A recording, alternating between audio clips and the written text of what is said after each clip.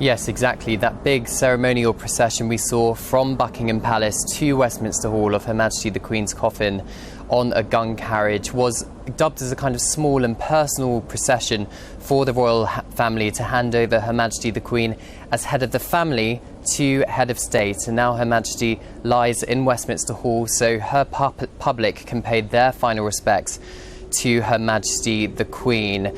Now, the King himself today is currently at Highgrove, we believe, and it's going to be a bit of a private day for him, stuff happening behind closed doors, but that doesn't mean he's not working. He will, as we understand it, still be going through the government business of the day, the state's papers, something which his mother did for over 70 years.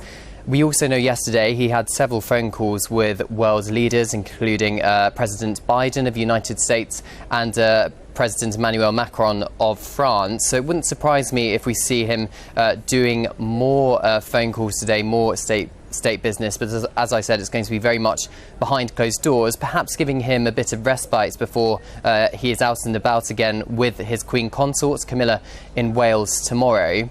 But who we will see today, we are going to be seeing the Prince and Princess of Wales. We expect them to be at Sandringham, outside the gates, the Norwich gates of the Sandringham estate, where they will be viewing floral tributes and perhaps speaking to members of the public who are there gathering, paying their respects to Her Majesty the Queen.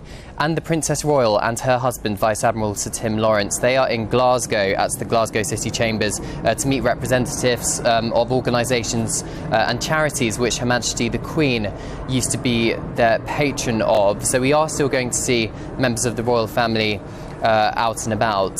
As for Her Majesty the Queen, she is in Westminster Hall, lying in state. As I said, she's on a raised platform called a catafalque, and she's being guarded 24 hours a day by units of the Sovereign's Bodyguard, the Household Division, or Yeoman Warders. And actually, at about 1 o'clock this morning, one of the guards appeared to faint. He collapsed, and the live feed that's being streamed on the internet quickly cut away to the outside of the building, and it took over an hour actually for the feed to be reinstated. But as we understand it, it's now back up and running now. The crowds are still continuing to come into Westminster Hall to pay their final respects to Her Majesty the Queen, and she will be lying in state for the next 4 days until the morning of her funeral on Monday the 19th of September.